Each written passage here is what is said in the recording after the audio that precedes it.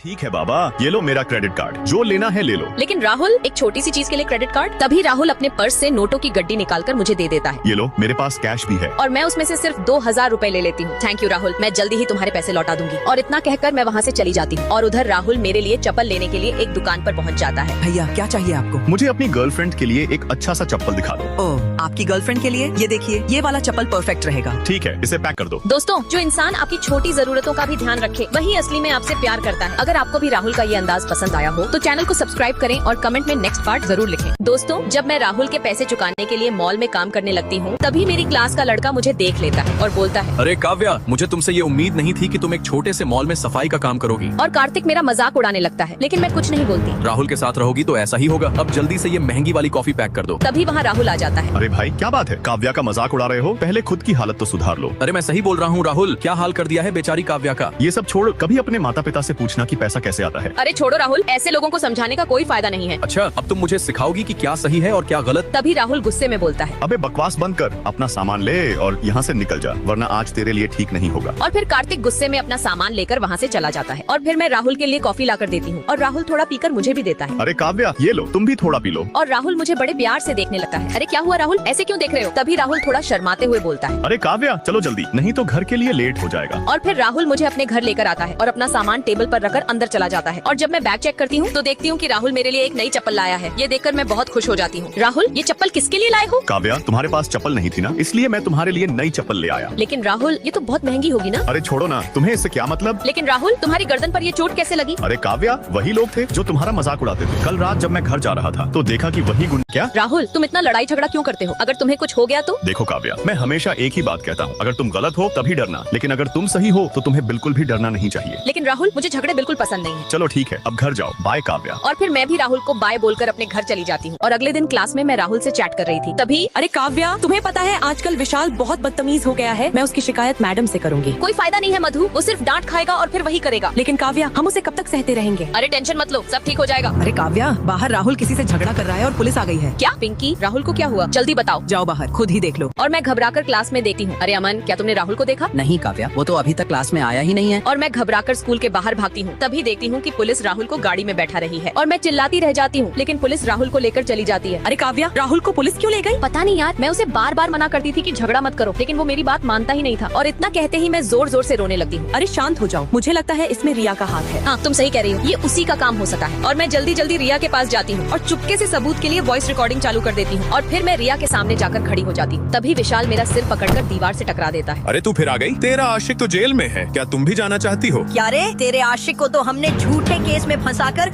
Jail भेज दिया। अब तुझे कौन बचाएगा? मेरे रहते तुम राहुल को झूठे केस में फंसा नहीं सकती। तो जा, अब अपने राहुल को छुड़ा ले। बड़ी आई आशिक। और इतना कहकर दोनों वहाँ से चले जाते हैं और मैं उनकी सारी बातें रिकॉर्ड कर लेती हूँ और जल्दी से राहुल को फोन करती हूँ। राहुल, तुम चिंता मत करो, मैंने सबूत रिकॉर्ड कर लिया है, मैं तुम्हें जल्दी छुड़ा लूंगी। ठीक है काव्या, वो डिवाइस जल्दी मेरे पास लेकर आओ। दोस्तों, क्या काव्या राहुल को बचा पाएगी? अगर जानना है तो चैनल को सब्सक्राइब कर लो और कमेंट में नेक्स्ट पार्ट जरूर लिखो। दोस्तों, जब राहुल को अचानक पुलिस स्कूल से लेकर चली जाती है, तभी मैं उसे छुड़ाने के लिए रिया के लगाए गए झूठे आरोपों की रिकॉर्डिंग लेकर जल्दी से टैक्सी पकड़कर निकल जाती हूँ। ड्राइवर, प्लीज थोड़ा तेज गाड़ी चलाइए। और फिर मैं जल्दी से वो वॉइस रिकॉर्डिंग लेकर वहाँ पहुँच जाती हूँ। तभी राहुल का पुराना दोस्त कार्तिक राहुल को जेल से छुड़ाकर बाहर लेकर आता है। अरे थैंक यू कार्तिक, अगर आज तुम नहीं होते तो पता नहीं मेरा क्या होता। अरे कोई बात नहीं मेरे भाई, मुसीबत में दोस्त ही दोस्त के काम आता है। लेकिन भाई, तुम्हें इतना सब कैसे पता चला? अरे छोड़ो राहुल, वो बहुत लंबी कहानी है। अरे यार, वो देखो वहाँ कोई लड़की खड़ी है क्या? तभी राहुल दौड़कर मेरे पास आ जाता है। अरे काव्या, तुम यहाँ क्या कर रही हो? और राहुल को देखते ही मेरा मन उसे गले लगाने का करता है, लेकिन तभी मैं लड़खड़ा जाती हूँ और राहुल मुझे संभाल लेता है। अरे काव्या, तुम पागल हो गई हो क्या? इतनी तेज धूप में यहाँ क्या कर रही हो? सॉरी राहुल, मैं बहुत डर गई थी, मुझे लगा मैं तुम्हें जेल से नहीं छुड़ा पाऊंगी। अरे यार, तुम्हारे रहते हुए मुझे कुछ हो सकता है क्या? और फिर राहुल मुझे नीचे बैठाकर मेरे पैर को ठीक करने लगता है। अब कैसा लग रहा है काव्या? हाँ, अब थोड़ा बेहतर लग रहा है। अरे तेरी भैंस की आंख, ये क्या देख रहा हूँ मैं? अरे राहुल, मुझे लगता है कार्तिक सब देख रहा है, अब रहने दो। अरे छोड़ो यार, वो मेरा दोस्त है, किसी से कुछ नहीं कहेगा। अरे भाई राहुल, जल्दी आओ यार, ये सब शादी के बाद कर लेना। और फिर हम दोनों कार में आकर बैठ जाते हैं। तभी कार्तिक मेरी तरफ देखकर बोलता है, हाय काव्या, कैसी हो? वैसे आज तुम बहुत क्यूट लग रही हो। अबे चुप कर, मेरी गर्लफ्रेंड पर लाइन मार रहा है। अरे बाप रे राहुल भाई, मुझे भी ऐसी गर्लफ्रेंड पटवा दो प्लीज। अच्छा चल, अब गाड़ी चलाने पर ध्यान दे। और फिर हम लोग स्कूल के पास आकर रुकते हैं। मैं गाड़ी से उतरकर राहुल को बाय बोलती हूँ और स्कूल के अंदर चली जाती हूँ। और फिर कार्तिक गाड़ी से उतरकर राहुल के पास आकर बोलता है, अरे वाह भाई, मुझे भी बता दे ऐसी गर्लफ्रेंड कैसे मिलती है। अरे भाई, ऐसी गर्लफ्रेंड सिर्फ किस्मत वालों को मिलती है। अरे वाह भाई, तू सच में बहुत लकी है यार। और फिर राहुल क्लास में आकर अपनी सीट पर बैठा है। तभी उसे मेरी कॉपी दिखाई देती है जिसमें लिखा होता है, आई लव यू राहुल, मैं तुमसे बहुत प्यार करती हूँ। अरे भाई राहुल, विशाल काव्या को लेकर गया है। क्या? कहाँ है काव्या? मैंने अभी देखा विशाल उसे जबरदस्ती लेकर जा रहा था। और तभी राहुल मुझे ढूंढने के लिए दौड़ पड़ता है और इधर विशाल मुझे एक अंधेरे कमरे में जबरदस्ती लेकर आता है और बोलता है, तुमने राहुल को बचाकर अच्छा नहीं किया काव्या, इसकी सजा तुम्हें जरूर मिलेगी। और इतना कहकर विशाल मुझे मारने ही वाला होता है। तभी राहुल वहाँ आकर विशाल को जोरदार लात मार देता है और ये देखकर मैं खुशी से भर जाती हूँ। आज तो तू गया बेटा, मैं तुम्हें बहुत दिनों से देख रहा हूँ। अरे नहीं राहुल, मुझे माफ कर दो, अब ऐसी गलती कभी नहीं करूँगा। लेकिन राहुल गुस्से में विशाल को बहुत मारता है और उसे वहीं गिरा देता है। अब इसका अच्छे से इलाज हो गया है काव्या, अब तुम बिल्कुल चिंता मत करो। और ये देखकर मैं बहुत ज्यादा खुश हो जाती हूँ। दोस्तों